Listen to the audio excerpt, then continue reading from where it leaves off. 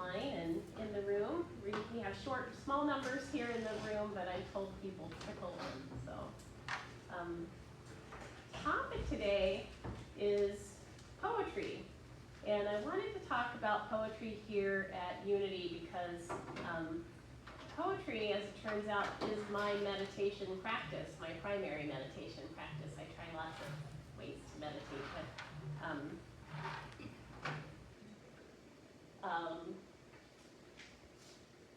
so for me, poetry is a very physical thing. I always have my hand and arm involved in a real pen and real paper, and that mind-body connection is really important to me.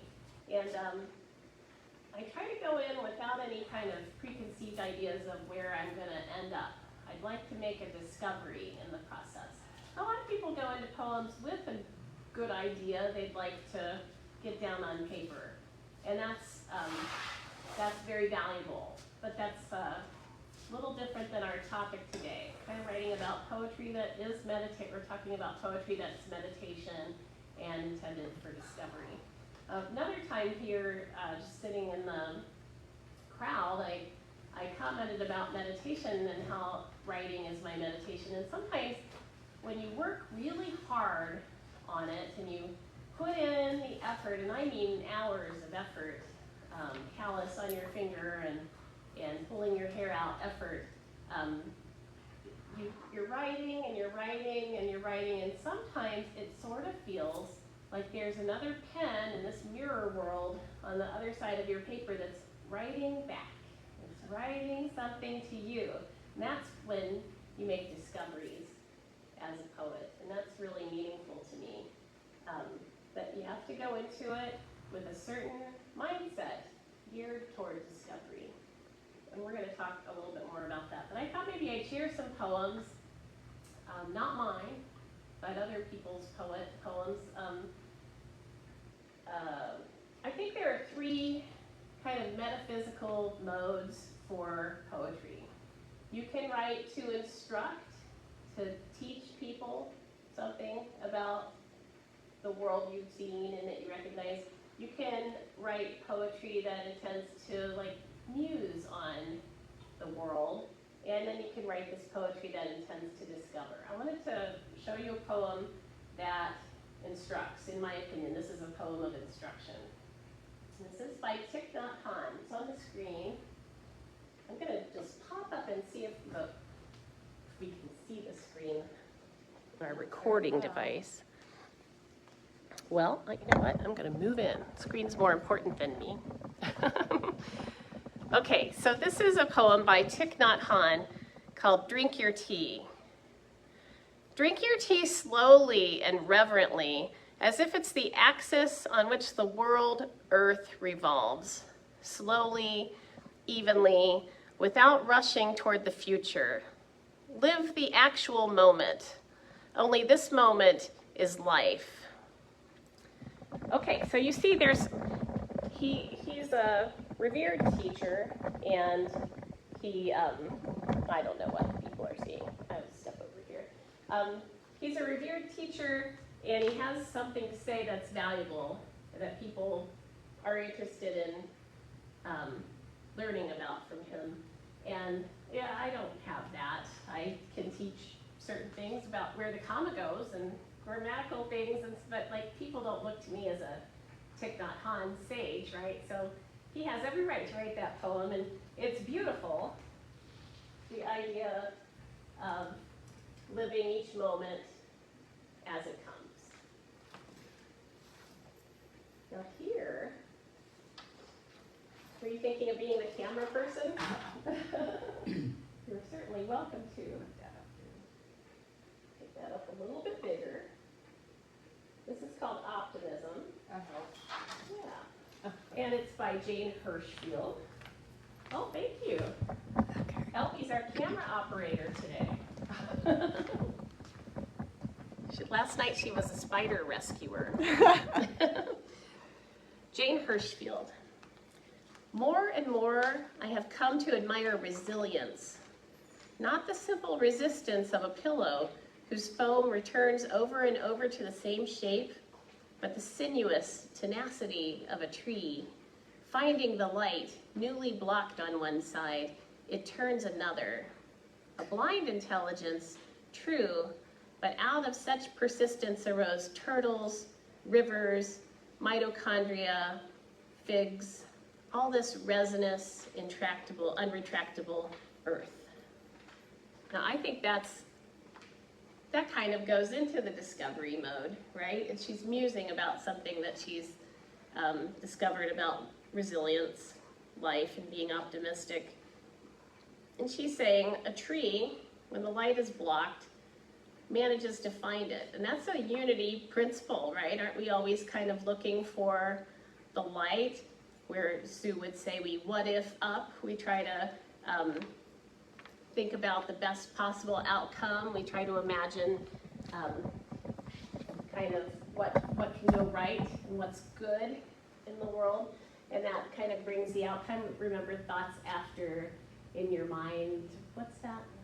Reflect after their kind. It's something. Thoughts in mind, reflect after their kind. Thoughts in mind, reflect after their kind. It's kind of a Abraham type principle too, right? Picture what you want. And so this is a beautiful meditation on that. And it's a nice metaphor, right? Where we say something is another thing. She has the tenacity of a tree. And she's not saying, I'm like a tree. She says, yeah. So anyway, here's another poem. And this is by Mary Oliver. You might know Mary Oliver's work. She's a big, important poem. It's called The Storm. And this is a poem in the mode of that Jane Hirshfield poem, where she's reflecting on something she's seen, and then she's musing on it. But it goes, for me, it kind of goes a step further into real awe and astonishment. So here's The Storm by Mary Oliver. Now, through the white orchard, my little dog romps, breaking the new snow with wild feet. Running here, running there, excited, hardly able to stop, he leaps, he spins, until the white snow is written upon in large, exuberant letters, a long sentence expressing the pleasures of the body in this world. Oh, I could not have said it better. So, to me, this goes a little bit farther than Hirshfield, who presented a thought about trees and how they relate to life. But here, Mary Oliver is noticing something and sharing her astonishment with you. And I think that's really beautiful. I've got a video, Mary Oliver talking. We're going to take a look at that.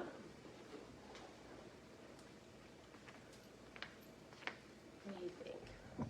I wish you could see Elvie here. She's very Hollywood. She's doing a beautiful job with our camera work, and I appreciate it. So this is Mary Oliver.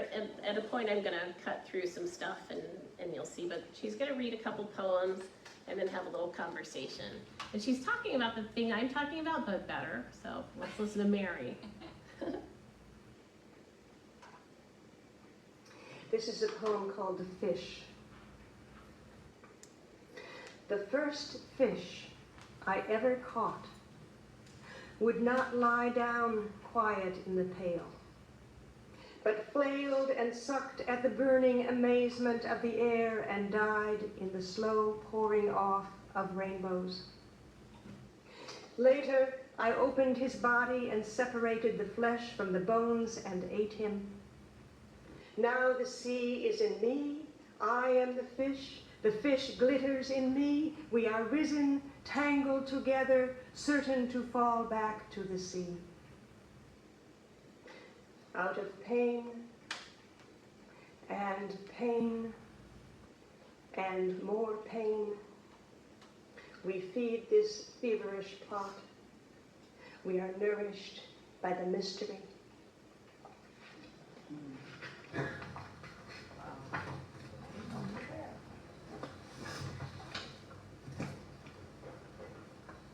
The tide George Eliot and her husband, George Lewis, used to refer to some of the material goods that they have by the names of books. They would take out their new set of dishes and say, these are the Silas Marner dishes, or the Mill on the Floss curtains. And we have at least a few cups and saucers that are the wild geese cups and saucers in our household. So this is wild geese. You do not have to be good. You do not have to walk on your knees for 100 miles through the desert repenting. You only have to let the soft animal of your body love what it loves. Tell me about despair, yours, and I will tell you mine. Meanwhile, the world goes on. Meanwhile, the sun and the clear pebbles of the rain are moving across the landscapes, over the prairies and the deep trees, the mountains and the rivers. Meanwhile, the wild geese high in the clean blue air are heading home again. Whoever you are, no matter how lonely, the world offers itself to your imagination, calls to you like the wild geese, harsh and exciting, over and over, announcing your place in the family of things. This night for me is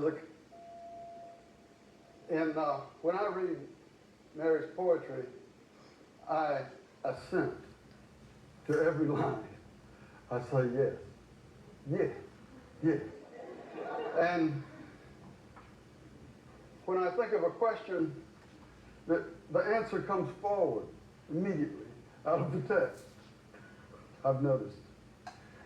And besides, her text itself is full of huge, imponderable, unanswerable questions like, what am I supposed to do?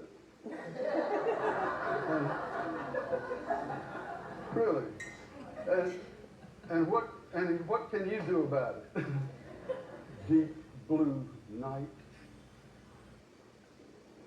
I love those questions that she fills her poems with, and they leave me open and empty and pleased to have no answers. Is that the way you want it? That's the first question. Yes.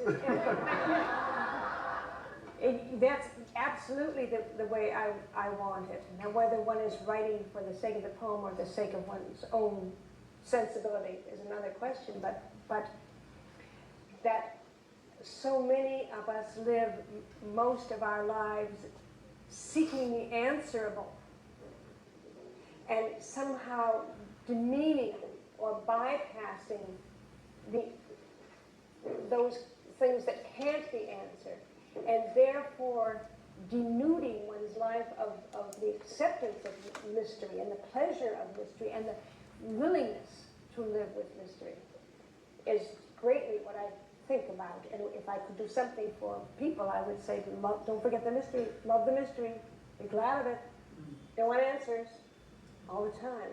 So yes, absolutely central. And becoming more so. More questions are on their way. Not for me.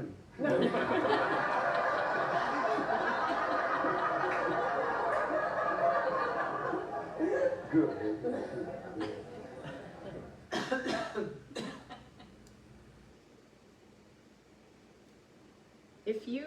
If you understood who, we don't need to see me, you don't have to worry about that.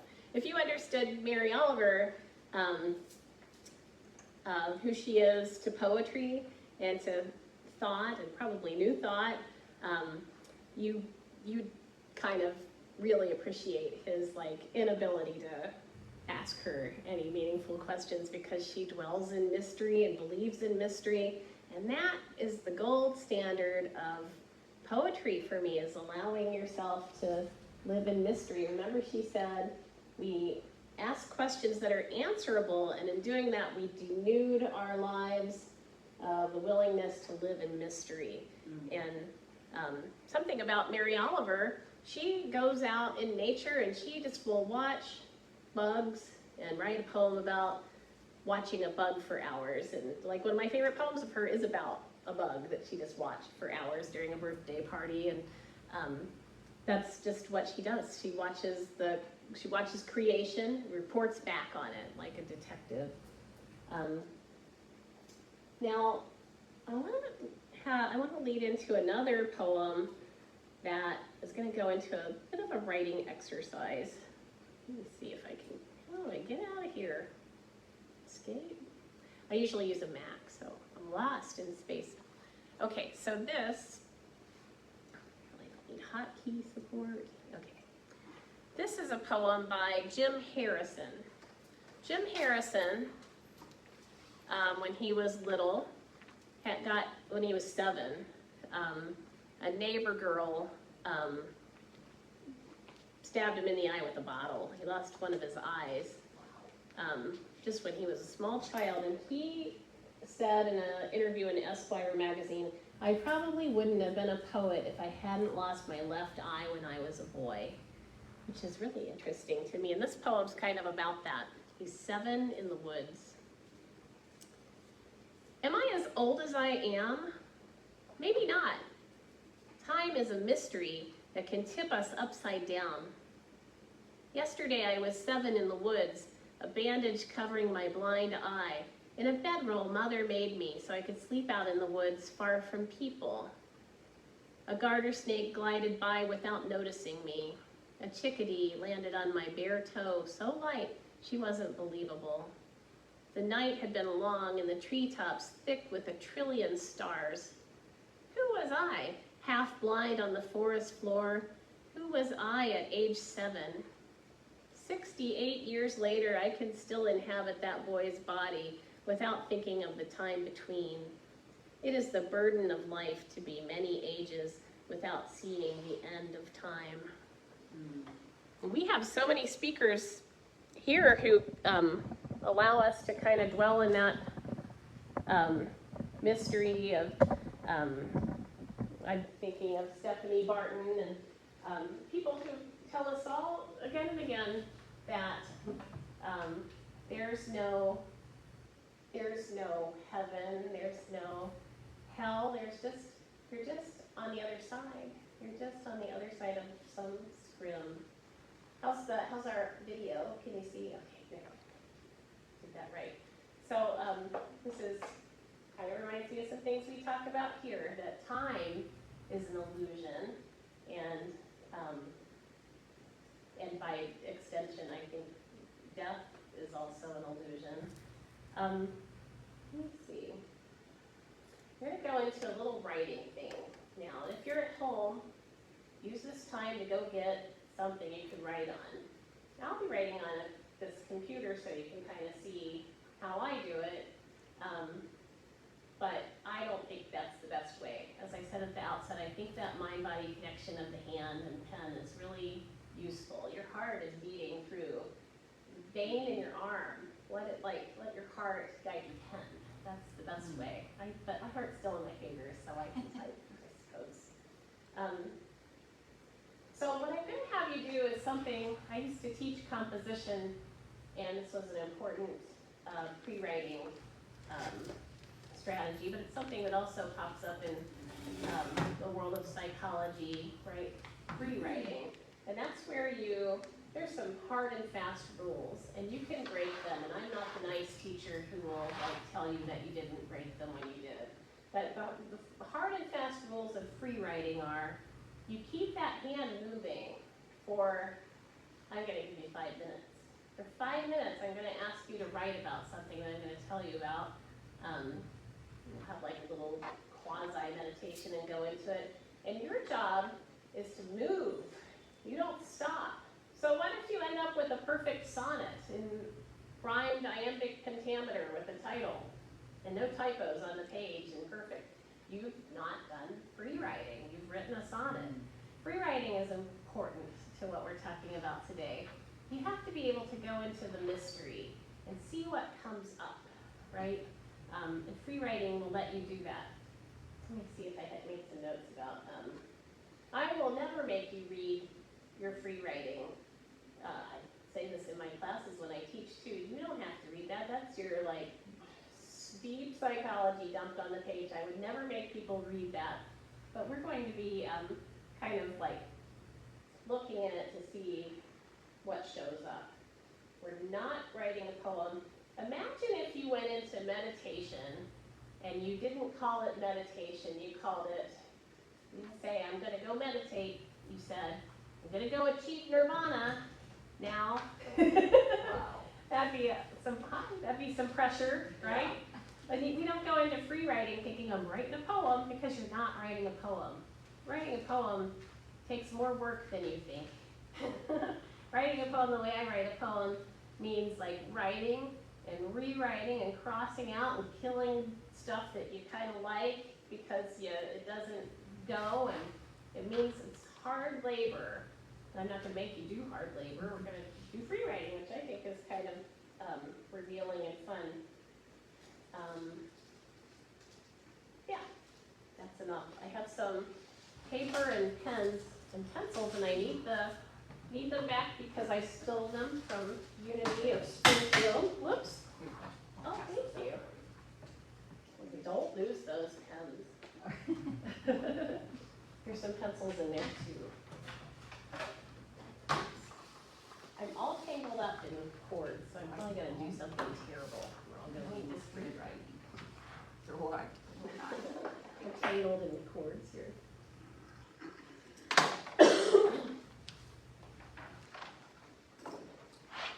So we're all kind of in agreement. We could do free writing. I think I need something to write on. You have to write free for 5 minutes, when she says. Yes. Just right. Yes, I'm going to give you a little bit of a prompt. Don't worry about grammar, don't worry about spelling, just Message, nothing. Just Yes. Elby is recapping the rules of engagement, and I'm pretty strict about this. You have 5 minutes exactly. You can't correct. You can't make things better. You can't go back and change and fix. You are forging ahead, right? You are a rock rolling down the hill. If you make something that's perfectly fashioned, you've cheated, and you get a C- in class today. So you don't want that. Let's see, what's OneNote? Is it something I can write in? Trying to find a place where I can do my free writing publicly. I think this will work. I do not like PCs. Okay, let me just talk you through it. I'll probably join us late while I figure out this PC. What I want you to do is close your eyes for a second. And I want you to picture yourself as a child at breakfast. You just had breakfast. And it could be the breakfast you had typically when you were little. Maybe you were like me, eating Monster cereal like Frankenberry or Count Chocula and reading the box, because it would be years before we have the internet. So, or maybe your dad made you some biscuits and gravy, but breakfast is, the plates are in front of you, you're done with breakfast, you're ready to push back from the table. And while your eyes are closed, I want you to get up from the table and just start walking or skipping. If you're little, you would move how you move, right? And you could move through your house or outside. Look at your feet, what's under your feet. Maybe it's carpeting, or maybe it's forest floor. Just walk or skip, and keep going, and I'll be quiet for a second. Kind of picture yourself moving through your childish world and seeing what you see.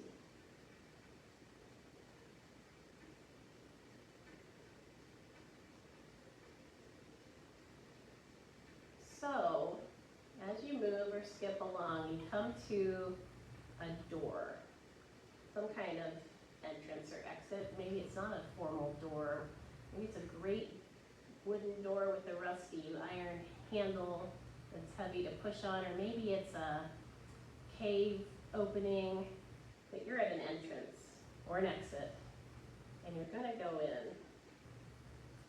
So at this point, your child, you're going into a place, maybe familiar, maybe new, and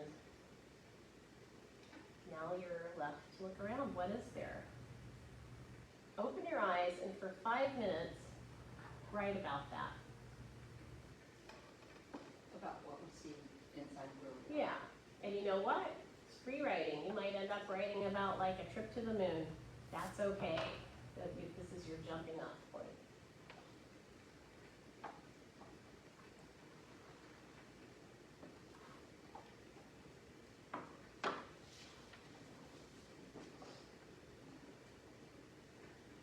I'll keep track of the time.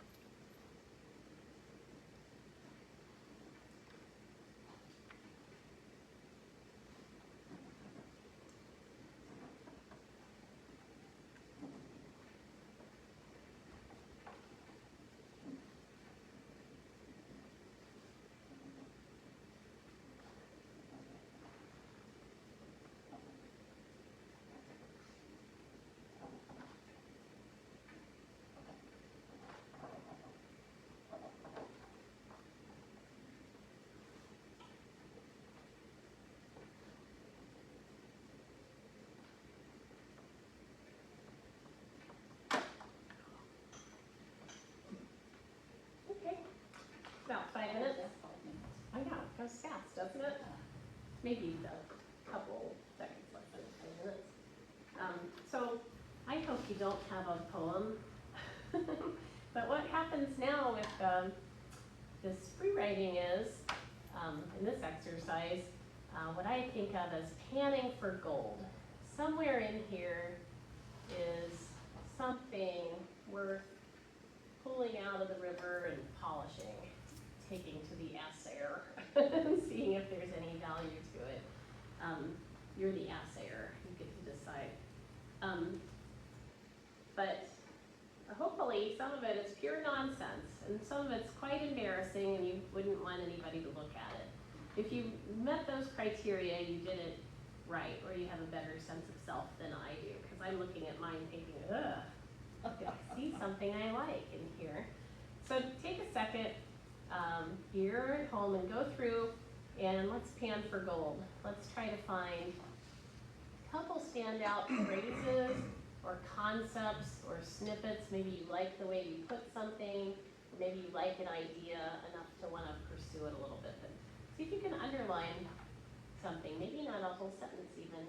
See if you can circle some bit of gold.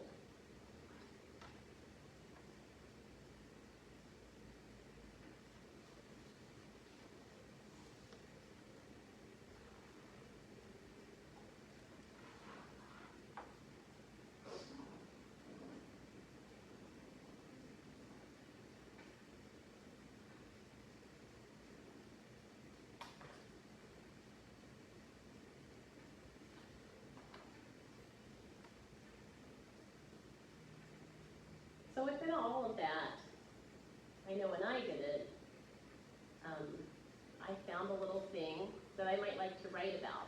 And right now it doesn't amount to a poem. And by the way, I've been showing you contemporary poems that aren't rhymed or metered. They're free verse. Ever since Walt Whitman came on the scene in the United States, we've had this wonderful American mode of writing, free verse poetry, where we can just kind of like forge our own form and find the organic form in our writing. So hopefully within here, maybe you have a line that could be part of your own free verse poem. Does anybody have something? We have a microphone so people at home can hear. Does anybody have some idea or even actual words that they'd be willing to share with the rest of us? Oh, there's Elby again. She missed her calling. She should have been in Hollywood. Okay, so here's just one line, if I can read it. I know If that's I have my glasses. The windows are caked in dirt except for small clearings where my brother and I, or some other curious kid, has wiped the dirt away to peek inside. cool. That's evocative. So now, as you wrote that, let me just question that for a second. Were you picturing yourself inside or outside that window? Right now I'm outside. Outside, and you're thinking of going in. Maybe Right. that's where a poem might take you. And sounds like a abandoned place. Yeah. Well, that sounds like it's rife with symbolism and things to learn from it. A real place. Uh-huh. Yep. Yeah, it was an old abandoned house that was across the street from the house I grew up in. Yeah. Mary's saying it was an abandoned house across from where she grew up. So, and I'd love to know more about it. So, okay. Yes. I take my glasses off. I think you need to turn it back We're all on. dealing with our eyes. Did you turn it back on? Did I not turn it on? Will you check it out? That's it, pretty right now. I love coming to Unity Church, and we never know what we will be doing in Sunday school class. I was a teacher for many years and taught English. I loved it when the kids would write enthusiastically, and it was great when they would read each of their work to all the other classmates. Thanks for giving me back this memory this morning. Oh, well, that's awfully sweet. So this takes you back. You used to have Yeah, people it like, because they're like a sponge, you have to wring the poetry out of them sometimes, right? But I presumed an audience, a group where a lot of people probably don't have any familiarity with poetry, and some people like you have a lot of familiarity and taught it and know it well, I didn't so. write a poem this time. There's something in there you could pull from for sure. Okay, would you like to go, or you got this? Either of you. I just wrote a short story about my life when I was a kid. Yeah, So there isn't really anything that I can pick out per se. yeah. I mean, I don't mind reading it. Oh, but- yeah, read it. That's like- Read it, please. Walking down the street toward the lake with the ocean behind a dog, an Irish setter, bounces up to say hi. I send it home and walk on, down toward the bridge, then along the far side of the lake, a wooded area with flowered yards, to round to the end of the boardwalk, and the beach where sand crabs come in with the waves and burrow into the wet sand as the waves retreat. Large ships pass by on the horizon. I don't question or think about where to or from. I just return to catching sand crabs and letting them go again. I find a discarded cup and pack it with sand, then begin unpacking it into a castle wall. Oh, that's nice. Well, you know what? There are two kinds of poetry, really. There's lyric poetry, like I'm kind of talking about a little bit, and there's narrative poetry.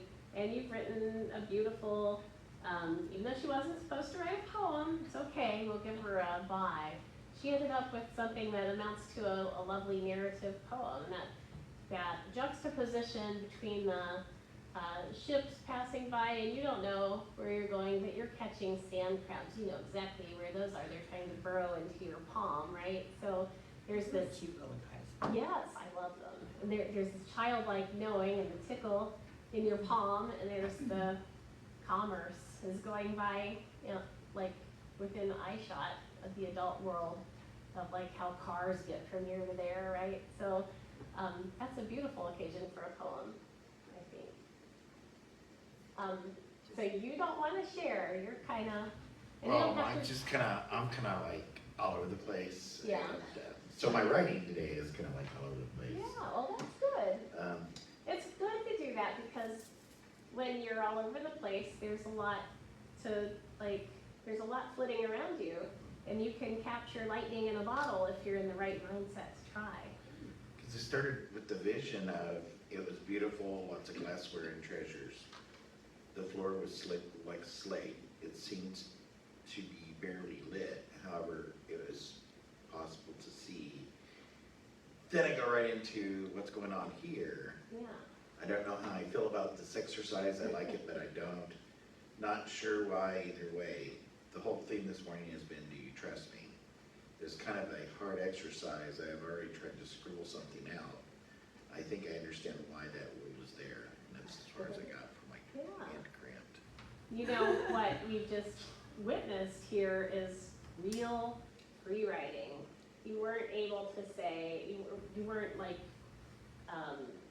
you didn't force yourself to stay on some notion of what you should be doing. So it wasn't bad that I That was jumped like that. perfect. That was perfect. And you get to some emotional truth. I mean, some of us are able to sustain focus, and that's beautiful too. But you're in this moment where things are just all over the place, and there can be some real gems, like ever see dust motes in the air and they look like diamonds, right? That's you. You've got these diamonds all around, and you can like find the perfect one and make something from it. So, and I heard a lot of value there. So that's exciting to see somebody like really embrace the, you know, I tell my students when I haven't taught for several years, but I would tell them, even if you have to write, like, I hate Karen Craigo, she's stupid for making me do this, that's what they should write, but they can't stop their hands, so. Did you have a thought, Elfie? Well, because you had said when you were a child, and this was after I was 9. Yeah. So I was trying to go back because for the first 9 years, I lived on a farm that was wooded and there was nobody around, no houses or anything.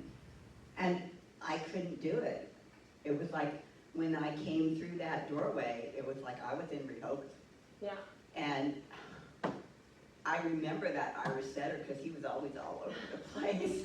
And when I was going down that area, that's where he was. And so it was just, and I don't know that I ever walked to the beach and did sand crabs by myself at that time, but Yeah. that would have been something that, but it just, I tried to go somewhere else Yeah. and my mind wouldn't let me. It was so weird. It has its own Yeah. thoughts about what you should be doing. I was like, where did this come from? And it's interesting, you wrote something where you're by yourself on a beach and you don't remember ever being that young on a beach by yourself, because what parent would let a kid be on a beach by themselves at that age, right? But although Jim Harrison's parents let him camp in the woods when he's 7, I know, so I was like, wow.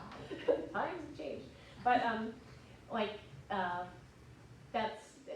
poems have their own kind of truth, and they're not factual, they're not biographical. You're not writing a memoir here. You're trying to go somewhere, and you like erasing all the like my phone has a program where I can like get rid of the person over here if I don't want them in the picture. You just did that in the poem, and that's so that you can focus in on something, and that's very valuable. It doesn't matter if that scene that you described never happened in exactly that way. It's an amalgamation of all the times you saw the dog running around and looked for sand crabs, and so that's really good. Your brain is pointing you toward where it would like you to spend some time. This exercise is like, what's bubbling up in you is what I think your consciousness wants you to be aware of for some reason today. And it might be an awareness of the harem-scarum nature of the moment, and it might be some memory of childhood that you're almost at. You're not there yet. I have 2 weeks of this topic, so if you would care to take what you've written and build something out of it, maybe you've never written this kind of poem before. And it doesn't have to be this kind of poem, but it doesn't have to be a poem, it could be a story. But I think it would be cool if you were to we can just dump the syllabus and see what you come with next week. It's a challenge for you if you would happen to come back next week with something that you created from this. That would be very interesting. How do you make a poem? You sit with that notion. Now when I wrote, I was thinking of, I went to my bedroom, and then I thought, well, I don't remember what happened in my bedroom, but my pen's still going. And I did remember something where I went to my window, and there were kids from the neighborhood outside for some reason, and I told them I was my own twin named Sharon. My name's Karen. And I had a different kind of more sophisticated accent, quieter, and I had mannerisms that were different. I'm like, no, I'm Sharon. And a crowd gathered literally on my lawn of neighborhood kids, and they're like, you're not Sharon, she doesn't have a twin. And I just, when I panned for gold, it's like, you were angry because they didn't believe in Sharon. And so I kind of want to write about that. That's not a great poetic line, but it's an idea. What I was fixated on was how angry I was because I was buying my own lie that I was Sharon. And they were like, there's an angry mom outside my window saying, there's no Sharon. And it's like, you fools, I'm Sharon. I want to write about that and see where it goes. I'd be interested to find out why I needed to escape from Karen at that point. Maybe that's interesting, and maybe it's not. We'll see. Let me see. Oh, I wasn't able to find anything that I could write on here because I'm an idiot. So anyway, what you just came up with, where you found some section that's kind of tickling your imagination, I think of it as you ever see a super yacht that has a diving board on it? I picture Princess Di when she's sitting kind of looking lonely, and remember that famous photo of her on the diving board shortly before she died on this fancy yacht. Well, this is like a springboard into the ocean, into the deep, deep ocean water. And you have to ask yourself if you're going to let it take you into deep waters, or if you're going to stay. Some people are quite satisfied and do beautiful work and valuable work writing something that's got a nice sound and pretty and the words are nice. And I know many beautiful poems that I value that are like that. But this is asking for a little bit different, this practice that I'm describing, to dive into the depths of the ocean and see where you go. The good news is you're an animal born understanding how to swim, right? You know, those parents who throw their kids in the pool and that's how they learn to swim. And most animals know how to swim, right? You're an animal. You can navigate these waters. Where we might lack the specialized, like here's a flatfish with two eyes on the side of its head, so it can like lie on the ocean floor and look upward, and it changes colors to blend with the floor color. We don't have that kind of specialization going for us, but we can swim. There's weeks I feel like that at the end. Think of what you could know about the world if you were able to blend in and your two eyes are on the same side of your head and you could just like sit there and nobody sees you. Like maybe our goal is to end up a flatfish and like see the world with a specialized lens. But meanwhile, we can jump into that ocean because we can swim. People drown all the time, but we. No, I learned to swim in the ocean. Oh, you did? My dad had me swimming when I was, let me see, I was born in October, so probably 7 months old, I was in the ocean. And I think one time I was probably 2, and I was on an inner tube and I was trying to get out past the breakers, only they weren't breakers, they were whitecaps. Oh, wow. And I was halfway to New Jersey when my dad looked up and saw me. Oh my And gosh. it was everything he could do to swim out to me, and he hung on the tube and just breathed when he got there, and then we got Wow. back in, and it was like, what were you doing? Trying to make it past the breakers.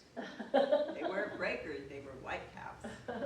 Elby's telling us about the time she nearly killed herself and your father by going too far out in the ocean. And you know what, in poetry, let's be honest here, you can go too far out in the ocean. You can go into waters that you probably would be best not swimming in. Sometimes I say writing poetry is not fun, but having written a poem is great. Like sometimes like swimming in those waters is really difficult. Am I supposed to go at till 10 or 10:15? 10:15. Okay, good. Making sure. I wanted to share a poem that I like quite a bit. It's called The Little Girl by the Fence at School. And it's by a poet named William Stafford. This is very small. Let's see. The Little Girl by the Fence at School. Elby's helping us again.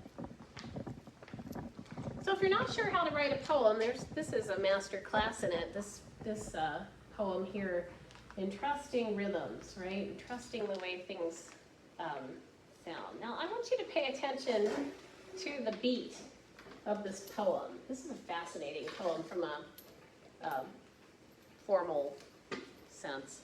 The Little Girl by the Fence at School. Grass that was moving found all shades of brown, moved them along, flowed autumn away, galloping southward where summer had gone, and that was the morning someone's heart stopped, and all became still. A girl said, "Forever?" And the grass, "Yes, forever." While the sky, the sky, the sky, the sky. This is such a Unity poem. I love this poem. Now, as we're going to go through it again, I want you to think about an EKG, right? You know how it'll have the big, tall, like, yeah, like we get to the beep, but there's if you think about that pattern, we've got the I'm going to move over here so you can see me a little bit. So you got this, right? That's an EKG. It kind of goes like that, right? Grass that was moving found all shades of brown, moved them along, flowed autumn away, galloping southward where summer had gone, and that was the morning someone's heart stopped, and all became still. Girl said forever, and the grass, yes, forever, but the sky, the sky, the sky, the sky. Look, the grass dies every year like we do, right? It goes dormant and brown, but the sky, there's no end. The sky is the authority on this subject, right? Do you think William Stafford thought, I'm going to put an EKG in there and have somebody's heart stop with like a bang, and that's how I'm going to write my poem? It feels very organic to me, like maybe he came up with this, maybe it's the kind of gift you get when you spend a lot of time in front of your computer or at your notebook. You poets get gifts. Remember I told you about like something writing from the other side? I feel like this is inspired. I feel like this poem is getting at a really important metaphysical truth about life and the beyond. It's a truth we see here, right? Grass, this is, I'm showing The Starry Night by... I think they can see it, okay, good. By Van Gogh. because it's well enough known that I think they'll recognize it. Yeah, well, if you look closely at it, the city looks kind of sedate and normal, kind of square, but the sky, the sky, the sky, the sky. This, a lot is happening in the sky, and it's showing, we always look at things through a metaphysical lens here, and the sky kind of always has symbolized the hereafter and what's after life on earth. You think of heaven, the heavens. In the beginning was the Word, and the Word was with God, and the Word was God. And God, don't you remember, he separated the heavens and the earth. So there's earth, and there's heaven, and they're different. This is the poem, this painting. They're all kind of going at a universal truth. It's the kind of truth you can hit on if you spend a lot of time at your easel, and all your best clothes are covered in paint, and you've spent days and days looking at the sky and thinking about it. And the poet, it's ink all over your hands all the time. I found this interesting article, Turbulence in the Starry Night. Researchers analyzing Vincent van Gogh's The Starry Night show that its swirling structures have turbulent properties matching those observed in the molecular clouds that gave birth to stars. Scientists have studied this image and found that molecular clouds that are kind of responsible for the Big Bang. Here's stellar nurseries, this is called. And then they superimposed some of these over his painting, the view of this molecular cloud over his painting. It looks very, very similar. This is somebody who had real vision, the kind of vision that I would love to have as an artist. My art form is poetry, but he had a way, he knew something, right? He knew something. And you don't get to know something by being clever. You don't get to know something by sitting down at your notebook and having, some idea that you wish to execute perfectly with perfect grammar and blah, blah, blah. You understand things by being willing to get super messy and go into the mystery. Kind of like meditation, where it's like whatever comes to you, comes to you. And that's the lesson that you get. And, if you're blessed and lucky, you make a discovery. You at least get to close your eyes. Sometimes you even fall asleep, which is, any writing is valuable, any painting is valuable, any meditation is valuable, but this is a special kind of value. I'd love you to have in your life because it's meaningful to me. So I challenge you to go, see if you can find some meaning in writing. That's really all I have today. We'll have another part of this next week with some other exercises and things like that. So thanks everybody for coming. Thank you. Do we have announcements?